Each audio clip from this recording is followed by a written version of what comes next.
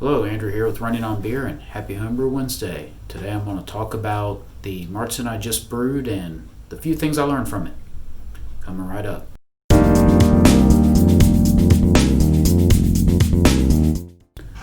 Alright, so the update. There's a few things going on.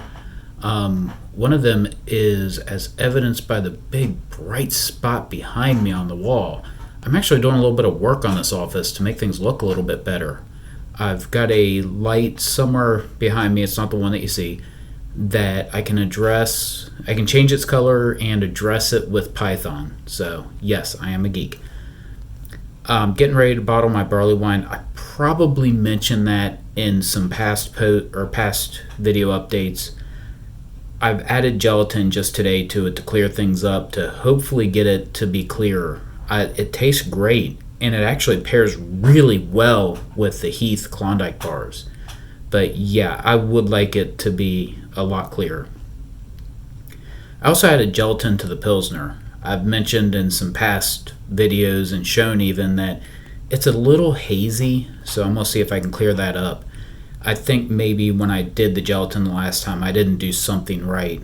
And I did that when I kegged it, and it may not have even been that cold. I don't remember. So this time it was cold. And I'm going to try that even with the Marzen that I'm going to talk about a little bit today.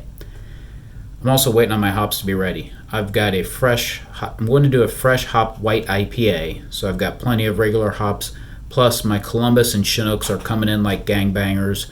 The Centennial and Cascade, yeah, there's a few cones. I'm going to toss them in there because I have them, but it's kind of weird. I don't get Cascade very well here, and I don't know why. I know a guy up in Columbus that has several Cascade plants, and he says they come in like gangbusters every year, and I barely get much when I do Cascade. So, the Marzen, it's the final of the Reddit Brew the Book challenge, and it's from Brewing. I used the recipe from Brewing Classic Styles with a little bit of an adjustment. So, just to back up, I brewed it on July 24th, and I'm recording this on August 4th, the night before I release it. And the beer's ready to be kegged and cold crashed. I'm going to keg it, let it chill for a day or two, and then stick some gelatin in it, and probably go ahead and carbonate it at that point. I've been watching a few videos about it, and that seems to be what people are doing. So, Marzen's one of my favorite styles. It's one that I look forward to every year, and I've been on the hunt already this year for good ones and staying away from bad ones. Thank God I've got a few friends that are also training to become BJCP judges with me, that one of them mentioned that one of our local producers here has one that is a diacetyl bomb. And then he got vindication when somebody posted on the Greater Cincinnati Craft Beer Group, I don't know the actual name, that also noticed it. So people have noticed. The recipe I used, so the book called for 5 pounds of Pilsner, 4 pounds of Munich, 3 pounds of Vienna. I went with those, 5 pounds of Wehrmann Pilsner, 4 pounds of Wehrmann Munich, 3 pounds of Briess Vienna. I also added 4 ounces of acid malt. And I did that because when we did the BrewTubers yeast experiment, I really liked how that worked out. Now, we used distilled water in that recipe. I don't usually use distilled water. This time I did not either. And that was probably my downfall, because my end of mash pH was 6. And it really needs to be lower than that. Really between probably 5.2 to 5.7, I think, according to Braukaiser. Used an ounce and a half, or I was supposed to use an ounce and a half of Hallertau at 60. I threw in a little bit extra trying to match the IBUs in the recipe, because the IBU, or the alpha acids in the hops that I had, were very low. And that's the first lesson learned. Always check your IBU, or always check the alpha acids of the things that you're using, of the hops that you're using, because if had I not, it would have been a very sweet beer, probably almost to the level of Bock sweetness. Probably could have called it a Maibock, but I don't want a Maibock. I want a Marzen. So ultimately, I got 5 gallons in the fermenter at 1059. A beersmith said 5.25 gallons at 1062, so no real big deal on the gravity. I mean, only a few points off. But I really would have liked to have that extra quarter of a gallon, just because usually there's a little bit of yeast and trub that's left over.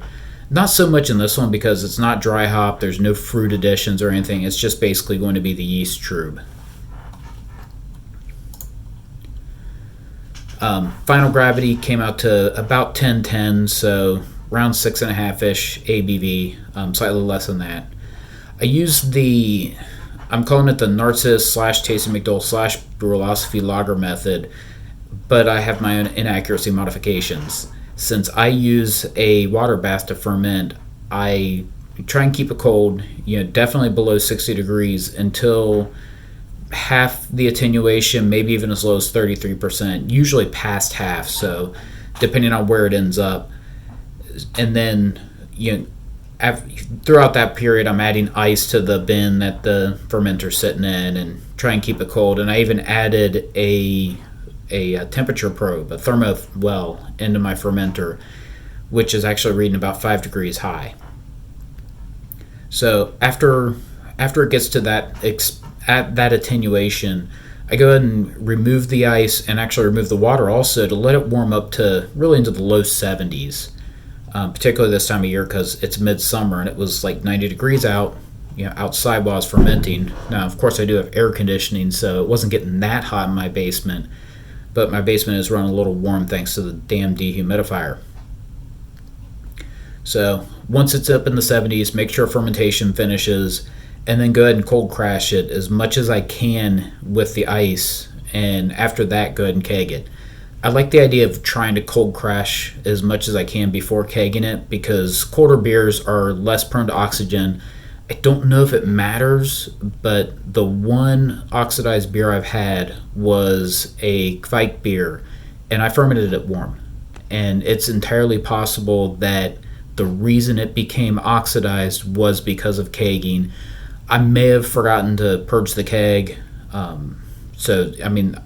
I'm not saying that's the only reason, that I didn't chill it, but I like that idea of cold crashing as much as possible. Just an extra step of trying to keep things not oxidized. After that, keg it, give it a day or two, and then vine it with gelatin. So I mentioned the first thing I learned, which was checking that hop strength before brew day. The second thing I learned was when you're making a big change in how your boil happens, make sure you keep an eye on things and update the boil off rate in Beersmith if you use it. In my case, I added an exhaust fan, and that really was pulling out a lot of vapors, probably a lot more than I expected. And the first brew with it was that Hefeweizen that I brewed. It had, I think, 4 3/4 into the fermenter. It was seriously low. And I don't recall if the one before that was, but I also may not have been running the fan. I may not have had it in place yet. But definitely I'm having some issues with now low volumes, so I need to revisit that rate and make sure it gets updated. The third thing I learned was just be more aggressive with the mash pH. Braukaiser says the optimal mash is 5.2 to 5.7. Link to that's going to be in the show notes, by the way. So getting a pH of 6 is not ideal. You really probably want to, I usually try and shoot for about 5.3 or so. And also with that, make sure your pH meter is calibrated. I started checking things out and noticed that it seemed like my pH meter was reading low when it shouldn't have, particularly on my water, which is usually about a pH of 8.5. And I went through just used the calibration standards. I didn't calibrate it, but just checked it against the standards, and the high side was off. So make sure that pH meter is calibrated, because it doesn't matter how much money you spend on one. And I've got one of those nice Milwaukee ones that has the cords and everything, $100-something pH meter. If you don't take care of it, it's not going to work out too well. So that's all I have today. I've got some other things in the pipeline that'll be coming, so who knows, maybe I'll do more than one video this month. But with that, happy Homebrew Wednesday. Cheers. Hey, like what you see here? Maybe click the like button or click on that subscribe button and watch more of me. Cheers.